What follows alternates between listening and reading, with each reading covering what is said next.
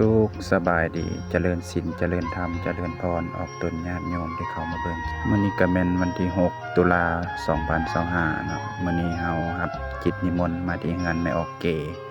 บ้านแกงกระเบาเมืองไสบุรีแขวงสะหวรรณเขตนี่ก็หลังจากมาฮอดก็หาสถานที่นั่งเนาะอันนี้ก็แม่นภาพในงานของแม่ออกเกเนาะซึ่งมื้อนี้เพิ่นมนต์มา3วัดเนาะคณะสงฆ์มา3วัดพอแต่ครูบาอาจารย์ได้จั่วไอ้เนนแม่ชีแม่ขาวมาฮอดเพิ่นก็จัดเตรียมย่อพระเข้ามาและอาหารในมื้อนี้ก็มีหลากหลายอย่างเนาะซึ่งเป็นเตรียมไว้รับต้อนพ่อแม่ครูบาอาจารย์มาสั่งภัตตาหารที่งานเพิ่นเนาะก็มีลวกผักเนาะลวกมักสะเวอลวกเห็ดแล้วก็ลวกบรอกโคลีเนาะแล้วก็ลาบงัวลาบหมูแล้วก็แกงโตนเนาะกับทอดซีนสวรรค์น้ำหวานเนาะก็ถือว่าอาหารก็มีแต่แนวแซ่บๆเนาะอาหารดีๆเพิ่นเอามาเกี่ยมต้อนรับพ่อแม่ครูบาอาจารย์เนาะทางพ่อใหญ่เคนเพิ่นก็เป็นผู้อุปถัมภ์อุปถากเนาะบริการเคนอาหารคือเก่าเนาะศิลวัตรประจำแกงกระเบาเฮาแล้วตอนนี้ก็กำลังเสิร์ฟเนาะแม่ใหญ่วอนก็ทำการเสิร์ฟเนาะแม่ใหญ่วอนสายบุญเฮาเพิ่นก็บริการดีเนาะหลังจากที่เพิ่นยกอาหารมาแล้วเนาะก็จะเริ่มเกี่ยมเข้าพิธีเนาะ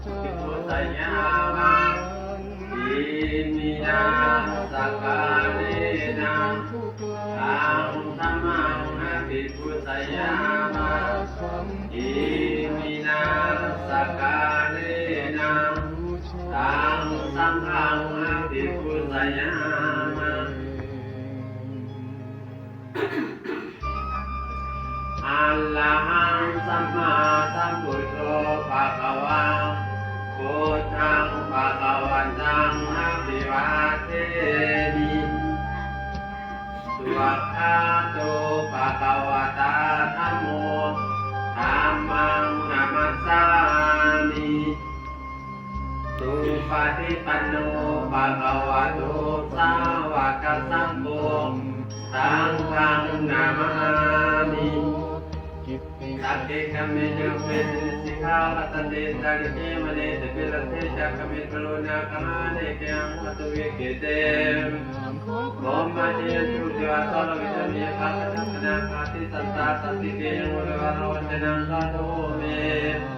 ตุนันตุธรรมสาวนักกะโลยังปัสสตาธรรมสาวนักกะโลยังปัสสตาสามัญตาจักรวาลีกัจจตุเทวตาคตาโนราภิปดาจัตงายอันนี้ยังภูมิไม่พ้นทุกข์ลงเดินทางสุจนางระวังปาทันใจมีดีทั้งมวลเดินไปได้กระดังกับเป็นตายทุกทีอยุธยา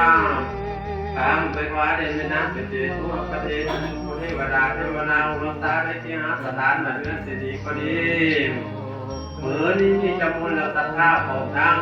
ญาติพี่น้องผู้ร่วมในงานวันนี้ที่จะจัดสภาหนองธรรมะเพื่อสักการะบูชามีก่อนนาโฆษณานั้น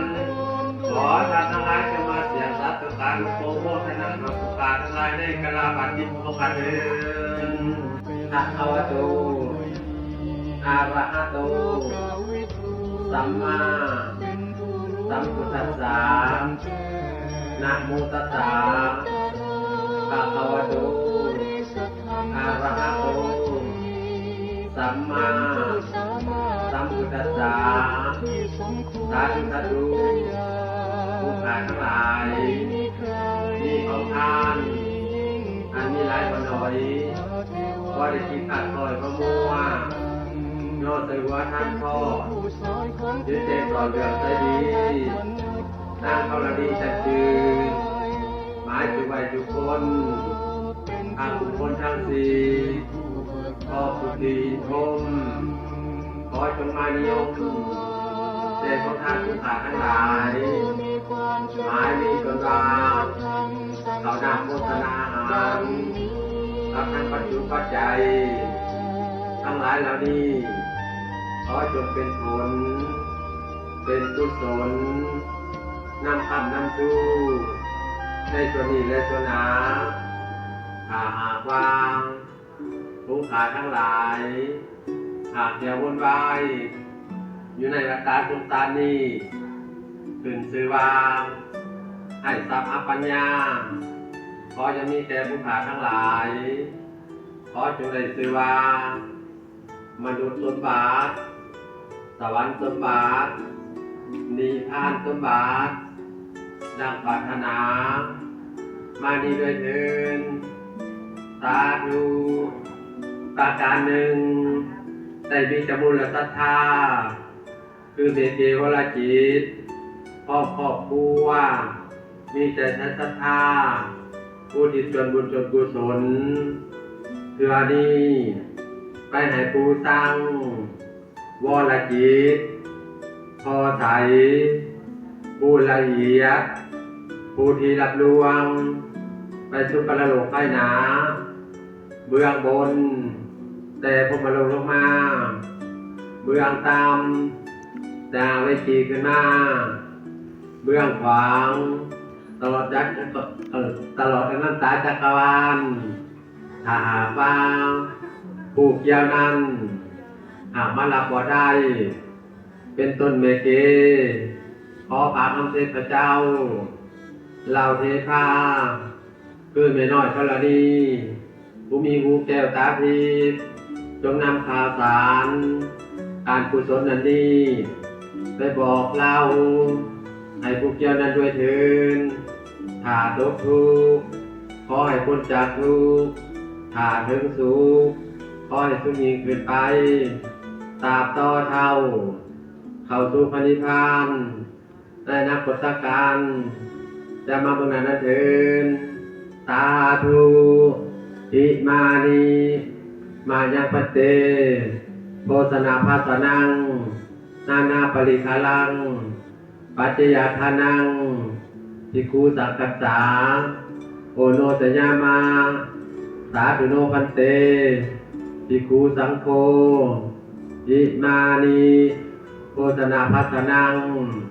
อัมหากังทีฆาลตังทิตายาสุขายาขาแต่พระภิกขุสงฆ์ผู้เจริญพวกคณะทั้งหลายขอน้อมถวายซึ่งภัตตาหารพร้อมทั้งเครื่องบริวารทั้งหลายเหล่านี้ขอประสงค์จงห้าของพวกคณะทั้งหลายให้เพื่อเป็นประโยชน์และความสุขตลอดกาลนานเทินสาธุสาธุสาธุอนุโมทามิ แล้วทางพ่อใหญ่เขียนเพิ่นก็ทำการเคนปัจจัยเนาะให้แก่ทั้ง3วัดเนาะแล้วเฮาก็เริ่มจะอาราธนาเทศน์โดยแม่ใหญ่บอนเนาะ มาจาโลกาทิปาติสัมปาติการสาลิอังทิวาลังอายาจาธาสันติทาสันตังปะหาสาคสาติกาเฮเสทุธัมมังอานุกัมปิมังปัสสังอิมังธัมมเทศานังพุทธบัญญัตังสุนามิกราบรัตนานิมนต์ขนม หลังจากทางแม่ออกวอนเพิ่นอาราธนาเทศน์เนาะพระอาจารย์ขันธ์เพิ่นก็ได้ทำการสารยายธรรมเทศน์เนาะให้แก่แม่ออกแม่ตนฟัง เอาเลยลูก